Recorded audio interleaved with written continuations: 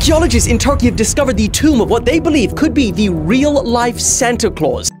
Sorry kids, Santa Claus is dead and apparently buried in Turkey. What if I told you archaeologists have found what could be the actual tomb of St. Nicholas, the historical figure who inspired Santa Claus? In Turkey, near the Church of St. Nicholas, researchers have uncovered a limestone sarcophagus that might contain the remains of one of history's most beloved saints. This 6-foot-long tomb, featuring a raised lid and pitched roof, lay hidden up to 6 feet underground within a 2-story structure bordering the church's courtyard. The discovery challenges everything we thought we knew about St. Nicholas's final resting place and opens new questions about the history of Santa Claus's inspiration. So this week, archaeologists in Turkey have discovered a sarcophagus which they believe could belong to Saint Nicholas. Yeah, the real man who inspired Santa Claus. Now, the tomb was uncovered at the Church of St. Nicholas. Think about this. For centuries, many believed St. Nicholas's remains were taken to Bari, Italy in 1087. Italian merchants claimed they rescued his bones from potential destruction, housing them in a grand basilica that became a major pilgrimage site. But this new discovery suggests a different story. Could the real St. Nicholas have remained in Turkey all along? The journey to this discovery reads like a historical detective story. The tomb was found in ruins of an ancient basilica, submerged by rising Mediterranean waters during the Middle Ages.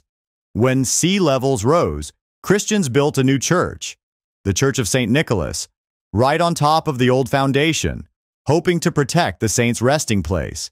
Associate Professor Ebru Fatma Findik from Hatay Mustafa Kemal University shared the significance.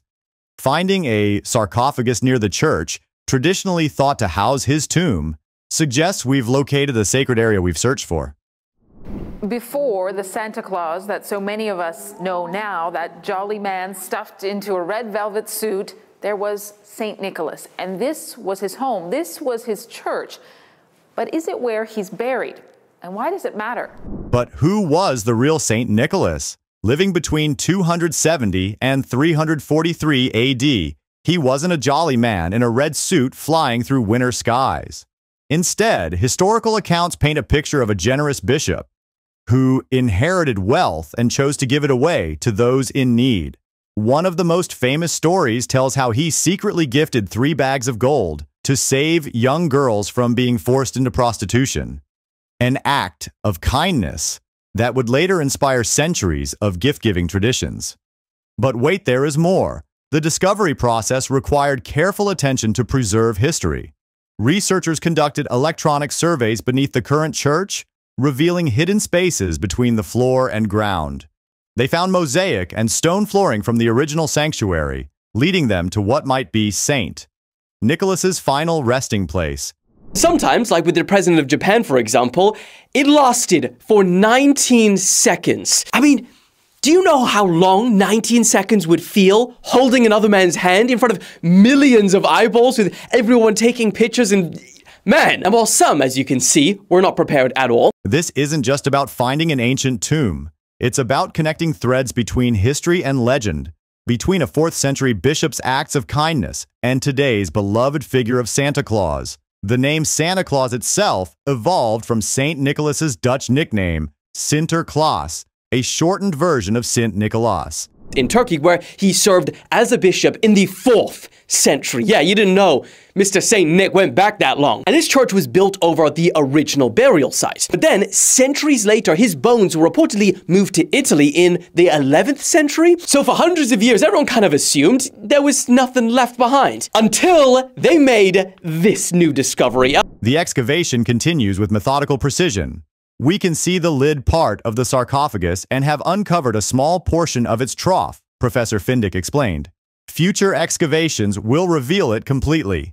The team searches for inscriptions that could confirm the tomb's date and occupant's identity. The Church of St. Nicholas holds its own historical significance. Between the 5th and 12th centuries, it served as a Byzantine place of worship for Orthodox Christians, surrounded by statues honoring Saint.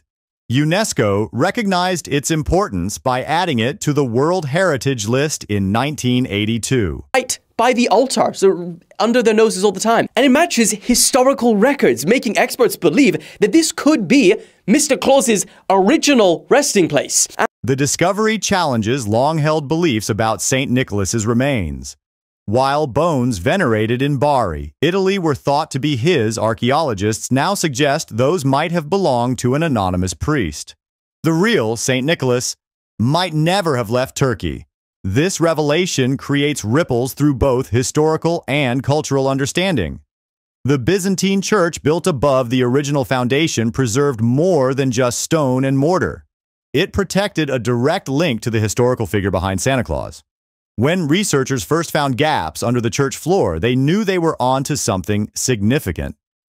Osman Arif Sar, heading the Provincial Cultural Heritage Preservation Board in Antalya, described the layers of history. The first church submerged with Mediterranean sea rises. Centuries later, they built a new church above. We've reached the first church's remains and the very floor St. Nicholas walked upon. The implications stretch beyond archaeology. This discovery bridges the gap between historical fact and cherished legend. St. Nicholas's story evolved from a bishop's acts of kindness into a global symbol of generosity. Finding his true resting place adds authenticity to this transformation. Consider the cultural significance. Every December, children worldwide await Santa Claus, never knowing their beloved figure traces back to a real person whose genuine acts of kindness sparked generations of gift-giving traditions. This tomb could be the physical link between that ancient generosity and modern celebration. The excavation reveals multiple historical layers. The original church, submerged by rising seas, forced early Christians to build anew, literally raising their sacred spaces above the waves. This determination to preserve St. Nicholas's resting place speaks to his importance in early Christian communities. Each archaeological layer tells its own story. The mosaic floors where St. Nicholas might have walked, the carefully constructed tomb, the newer church built to protect it, all paint a picture of communities determined to honor a man whose impact they recognized as extraordinary. The research continues with careful precision. The team must balance their archaeological investigation with preserving both the Byzantine church's structural integrity and the historical artifacts they uncover.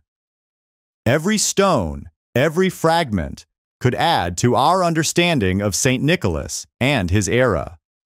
While St. Nicholas's bones in Bari remain venerated, with fragments distributed to churches worldwide, this discovery suggests a need to reevaluate these traditions. Could the real St. Nicholas have rested in Turkey all along, while pilgrims journeyed to Italy to honor different remains? The sarcophagus's location matches historical records of St. Nicholas's burial site. Its construction, limestone with a pitched roof, aligns with regional burial practices of his era. These details strengthen the possibility that this truly could be St. Nicholas's final resting place. This discovery writes a new chapter in both religious and cultural history. It connects a 4th century bishop's life of generosity to centuries of evolution that transformed his story into today's Santa Claus. Finding his actual tomb brings us closer to understanding how a real person's kindness could inspire global traditions of giving. The significance extends beyond religious history. This tomb represents a physical connection to the historical figure behind one of the world's most recognized symbols of generosity. It reminds us that Santa Claus didn't spring from pure imagination, but evolved from the very real actions of a person dedicated to helping others. The excavation continues with careful optimism. Each layer removed, each artifact uncovered, could provide new insights into St. Nicholas's life and times. The team searches for inscriptions or symbols that might confirm their discovery's authenticity while preserving everything they find for future generations. This blend of history and legend, of archaeological fact and cultural tradition, makes the discovery uniquely significant. It connects us to both the historical reality of St. Nicholas and the centuries of tradition that transformed him into Santa Claus. The story of this discovery reminds us that behind even our most magical traditions often lies historical truth. A bishop's generosity sparked stories that evolved across centuries and cultures. eventually becoming a global symbol of giving. Finding his tomb brings us full circle, connecting us directly to those first acts of kindness. The work continues in Turkey as archaeologists carefully uncover more of the sarcophagus and its surroundings. Each discovery adds another piece to the puzzle of St. Nicholas's life and legacy, helping us better understand both the historical figure and the legendary gift giver he would become. This discovery changes our understanding of St. Nicholas's story. It suggests his remains never left Turkey, that he rested where he died, honored by local Christians who built and rebuilt churches to protect his tomb. It adds new depth to a story that has inspired countless acts of kindness across nearly 2 millennia. What started as a search for an ancient tomb has become a bridge between past and present, between historical fact and beloved tradition. It reminds us that sometimes our most cherished legends grow from very real roots. In this case, a bishop whose generosity sparked stories that would spread joy across centuries and continents. As scientists and historians continue their work at the site, each new finding adds another piece to the puzzle of St. Nicholas's life and legacy. This discovery reminds us that beneath the accumulated layers of legend and tradition, there often lies a kernel of historical truth, waiting to be uncovered by those willing to look deeply enough. It's a powerful reminder that the stories we tell during the holiday season have roots in real events and real people whose actions continue to inspire generations long after their time. What the hell? This is the worst tokenomics I've ever seen, and it is a scam. It's not a scam. The tokenomics are a scam. That's my opinion. You can say whatever you want about it. You can cry defamation. That's my opinion. It's a scam. All right. Today we are about to explore the Hawk Tuah controversy that's been setting the crypto world ablaze. Our main character? None other than Haley Welch, better known as the Hawk Tuah Girl. If you've been living under a rock, Welch shot to fame in 2024 with a viral video that, well, let's just say it involved some colorful advice about intimate acts. On December 4th, 2024, Welch decided to capitalize on her internet fame by launching her own cryptocurrency token, HAWK, on the Solana blockchain. Now you might be thinking, another influencer, crypto? What could possibly go wrong? As it turns out, quite a lot. The HAWK token hit the market with all the subtlety of a sledgehammer. Within minutes of its launch, the coin's value skyrocketed, bringing its market capitalization to nearly $500 million. Yes, you heard that right, $500 million. To put that into perspective, that's about the GDP of a small island nation, all for a meme coin. But as the saying goes, what goes up must come down. And it comes down hard. Within hours, the value of HAWK plummeted by over 90%, wiping out millions in investor funds. The market cap, which had briefly touched the stratosphere, crashed back down to earth, settling at around $25 million. This dramatic rise and fall didn't go unnoticed. Crypto enthusiasts and skeptics alike started raising eyebrows. Among them was Stephen Findyson, better known by his YouTube moniker, CoffeeZilla. With over 3 million subscribers, CoffeeZilla has made a name for himself by investigating and exposing crypto scams. Findyson didn't just raise a red flag, he set off air raid sirens. Taking to X, he warned his followers, please do not put your money in Hawk Tuah coin. Meme coins always benefit A, insiders, B, trading bots. Don't B, exit liquidity. But CoffeeZilla didn't stop at social media warnings. In a move that would make investigative journalists proud, he joined an X Spaces conversation with Welch and her team. And let me tell you, it was more explosive than a supernova. CoffeeZilla came out swinging, declaring, From the community, happy to answer any I have questions. questions. I have questions. I'm raising my hand. Hey, guys. What CoffeeZilla? Hey, this is one of the most miserable, horrible launches I've ever seen in my life. Okay, then why the fuck are you on? I've been tracing it on chain for a while. You guys generated over $1 million in fees while y'all's fans got rug pulled. There was snipers, but there was also insider trading directly linked to y'all's creator account. What are you guys doing? now you'd think being accused of running a scam would prompt some serious damage control. But Welch's response? The HAWK team tried to defend themselves, with one member stating, No, that's not true. That is true. That's a fact. No, it's not. Well, it's a fact, and you can see it on chain. So Yeah, we know. We trust me. We were there. We could answer that. you know about the insider trading? No, there's no insider trading. That's why they talked about strategic allocations through a foundation, which sounds about as transparent as a brick wall. One team member elaborated, It says, by the way. listen, doesn't matter. No, I'm not everyone. There was a You're different. strategic allocation, right, through a foundation. Every single one of those was signed through a SAFT. The deployer wallet. You've heard of a strategic allocation or a private How much sale? did y'all get doing a pre-sale? but CoffeeZilla wasn't buying it. He grilled them on the tokenomics, pointing out that only 3% was released to the Meteor pool, while 177% of the allocation was unlocked on day one.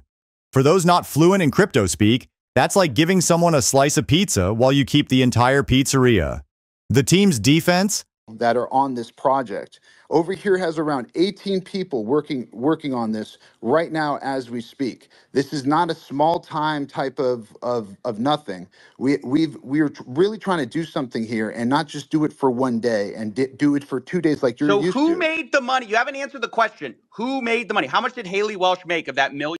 But let's take a step back and look at how we got here. Haley Welch's rise to fame is a textbook case of internet virality. On June 11th, 2024, a Vox Pop YouTube channel called Tim and D TV released a video featuring an interview with Welch in the Broadway district of Nashville, Tennessee. During the video, she was asked, "One move in bed that makes a man go crazy every time." Oh, you gotta give him that hawk too and spit on that thing. You get me? Welch's reply, delivered in a thick southern twang, was, the phrase "hawk-tuah" quickly became an onomatopoeia for a certain intimate act, and the internet did what the internet does best. It turned it into a meme. The original video went viral, receiving millions of views across TikTok, Instagram, and YouTube. Remixes and remakes of the original audio sprouted up like mushrooms after rain, and Welch gained the nickname Hawk-tuah Girl. Before her viral fame, Welch had been a minimum wage worker at a factory. But the internet works in mysterious ways, and soon she had a sizable social media following and media attention. She founded a company, registered various trademarks, gained representation by an agent, and began selling merchandise themed on her catchphrase. The Hawk-tuah phenomenon didn't stop there. On August 15, 2024, Welch threw the ceremonial first pitch at a New York Mets game. She also launched a podcast called Talk-tuah, under the BTR Media Company, co-founded by Jake Paul. On November 14, 2024, she even released a dating advice app called Pookie Tools, partnering with Ben Gans, founder of Ultimate AI Studio, an AI automation platform. But with great viral fame comes great scrutiny. Some critics have questioned whether Welch is the real deal or an industry plant. There's been criticism about her not crediting the original videographer who captured her viral moment. And then there's the whole DNA ancestry thing she mentioned on a podcast, claiming her genetic makeup indicated a certain religious background, a claim that raised more than a few eyebrows.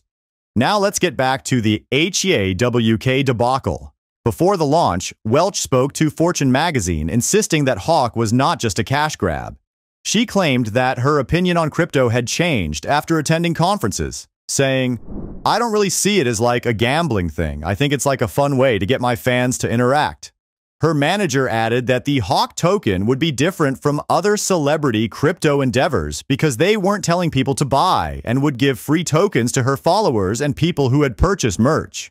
They also claimed that Welch owned 10% of the supply, but couldn't sell for a year. However, less than 24 hours after the launch, at least one investor had already filed a complaint with the U.S. Securities and Exchange Commission. Critics speculated that Welch's coin was launched as part of a pump and dump scheme, where the value of an asset is quickly inflated and then sold off, causing the value to crash.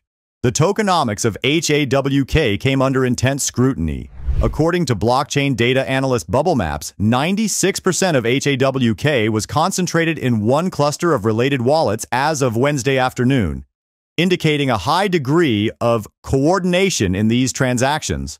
One crypto wallet, as reported by Cointelegraph, was able to grab 17.5% of the supply and then flip it for $1.3 million within just 90 minutes.